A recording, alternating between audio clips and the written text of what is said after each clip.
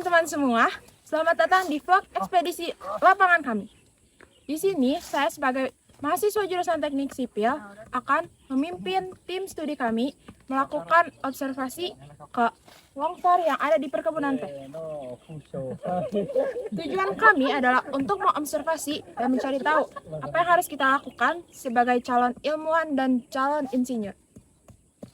Halo, saya Kira Valisenda. Aku juga penasaran nih gimana kebun teh yang bisa seindah ini bisa menyebabkan longsor seperti di depan sana. Kita harus cari gimana cara mengatasinya. Halo, nama saya Muhammad Aidin Makarim. Saya mahasiswa jurusan Teknik Sipil. Nah, kalau saya ingin mencari tahu tentang penyebab si lereng ini longsor, apakah dari strukturnya, dan bagaimana cara kita bisa membangun kembali lereng ini dengan baik.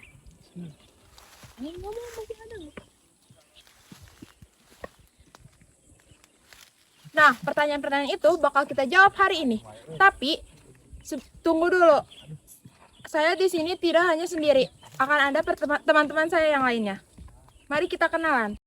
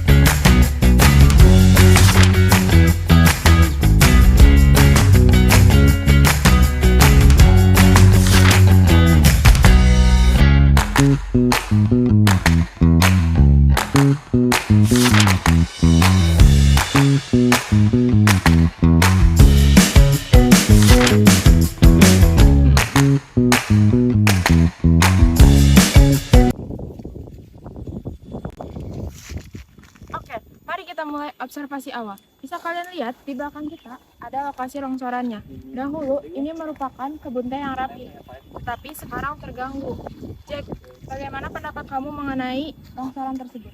Nah, bisa kalian lihat di area ini, area longsornya mencakup sangatlah luas, mengambil beberapa teras perkebunan teh.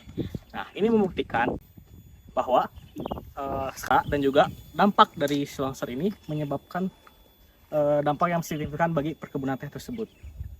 Oke Jack, bagus banget observasi kamu, sangat membantu. Kalau menurut kamu sendiri, Jijan, sebagai mahasiswa teknik sipil, apa pendapat kamu tentang longsoran?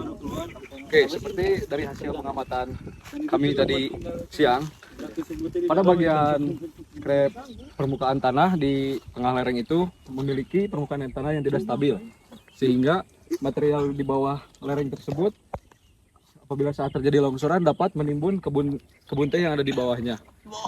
Hal ini menandakan bahwa longsoran tersebut dapat diidentifikasikan ke dalam longsoran translasi atau rotasi yang bervolume besar dan dipengaruhi oleh batuan dasar.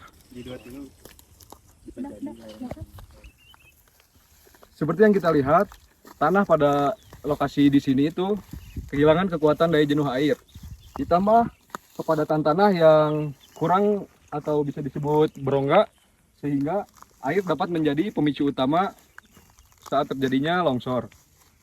Betul sekali, Jijan. Karena itu, saya melihat, saya sebagai mahasiswa teknik sipil, melihat air di lereng seperti ini itu sangatlah krusial. Kenapa krusial? Karena air itu dapat mengisi rongga-rongga atau pori-pori yang ada di tanah, sehingga tanah air jenuh. Yang dimana dengan tanah air jenuh, seperti setelah hujan yang terus-menerus, apalagi dimana setelah kemarau panjang, itu tuh dapat membuat si tanah itu tuh terkikis, sama halnya seperti di spon yang terisi air, maka dia akan berat dan mudah hancur. Nah, itu pun sama halnya seperti di tanah ini. Semakin banyak air dan semakin tinggi jenuh airnya, maka si air itu tuh akan berada di permukaan di permukaan tanahnya, sehingga dapat mengikis si lapisan-lapisan tanah, sehingga bisa terjadi longsor yang sangat besar. Oh, jadi air itu dapat menyebabkan si tanah itu menjadi berat ya, lalu menyebabkan si tanah tersebut akan longsor. Betul sekali ID yang dimana itu tuh memang air tuh emang sangat penting bagi tanah.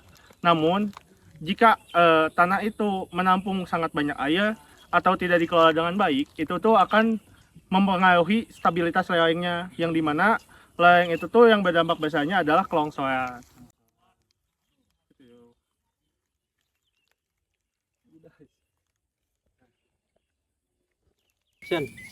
Nah, makanya longsor ini kerasa banget apalagi di tempat kayak perkebunan teh ini. Nah, di perkebunan teh gini juga teh-teh yang kena longsor, yang tertimbun, terus yang jadi korban longsor ini bakal mengalami kerusakan. Gak cuma di kerugian finansial buat yang punya tehnya juga, tapi kerugian di habitat sama ekonominya juga gitu. Nah, untuk dari segi pandang sosiologi juga sendiri, dari dampak longsor yang terjadi ini bisa merambat ke keselamatan para warga dan juga yang bekerja.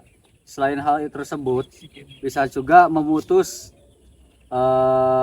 jalan transportasi untuk mengangkut barang-barang berupa teh karena dampak dari longsor ini. Kita juga harus berpikir bagaimana cara untuk mendesain landscape yang tidak hanya indah secara pandang, tapi juga aman secara struktural. Ini bisa menjadi tantangan sendiri untuk para arsitektur dan engineering untuk mendesain suatu lereng yang berada di lokasi seperti ini. Nah, betul kayak. Jadi menjaga alam ini bukan hanya di soal teknisnya juga, tapi menjaga di sosial dan ekonominya. Untuk lereng seperti ini, kita sebagai mahasiswa teknik sipil bisa merencanakan pembangunan dinding penahan atau retaining wall seperti dinding beton dan dinding gabion untuk menahan massa tanahnya. Atau kita bisa merencanakan soil nailing, yaitu memasangkan batang baja ke dalam lereng untuk meningkatkan stabilitasnya. Betul sekali, tapi tidak hanya itu saja. Ada dari drainase permukaan, yang dimana drainase permukaan tuh berada di atas atau di permukaannya tanah, yang dimana dia tuh bekerja untuk menghalangi atau mengalihkan aliran air langsung ke tanah lereng tersebut. Dan tidak hanya di permukaan, ada juga di bawah permukaannya, yang dimana itu tuh adalah seperti pori-pori atau pipa-pipa yang menusuk langsung kepada si lereng tersebut. Nah, cara kerjanya tuh nanti kan tekanan air di dalam tanah di lereng tersebut tuh akan tinggi. Nah, dengan ada pipa-pipa tersebut, dia tuh akan mengeluarkan air tuh melewati pipa-pipa itu. Yang dimana itu juga sama seperti ada di mata kuliah hidrologi. Wah, jadi banyak ya cara-cara untuk menstabilkan lereng tersebut. Dimulai dari tadi membangun dinding penahan atau retaining wall, hingga juga membuat sistem drainase di permukaan maupun di bawah permukaan tanah. Oke, jadi saya semakin tertarik nih dengan lereng-lereng ini.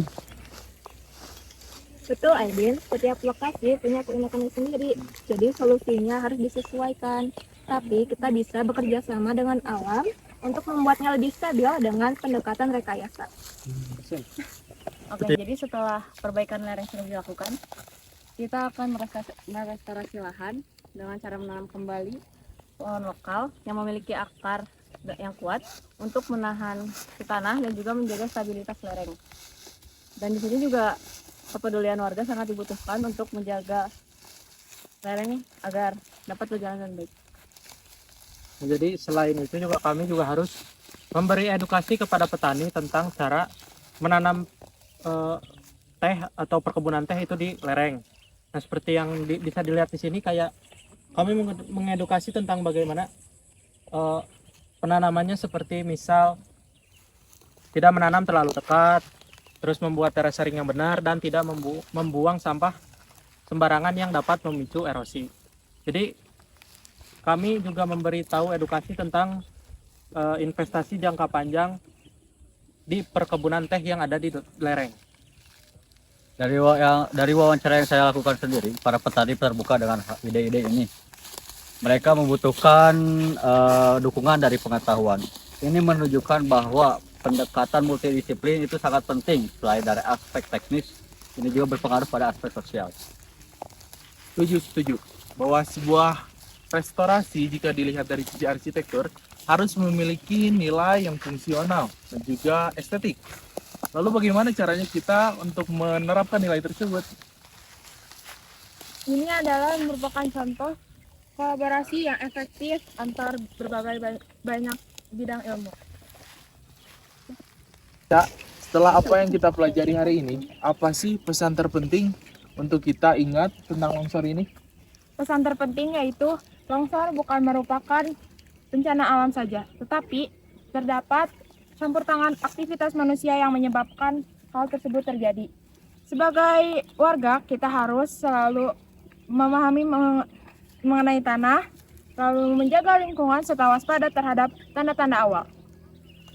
Wah, lalu bagaimana nih cara kami sebagai mahasiswa teknik sipil dan juga yang buat nonton untuk cara menstabilkan lereng untuk berkontribusi juga? Oke, kalian bisa mulai dari hal kecil seperti membuang sampah pada tempatnya, lalu menanam pohon di sekitar area lereng, dan juga menyebar informasikan tentang pentingnya menjaga lereng. Karena usaha kecil sangat berdampak bagi alam. Edukasi seperti ini sangat penting agar kita sadar dan siap menghadapi potensi bencana. Jangan takut banyak bertanya dan belajar lebih banyak.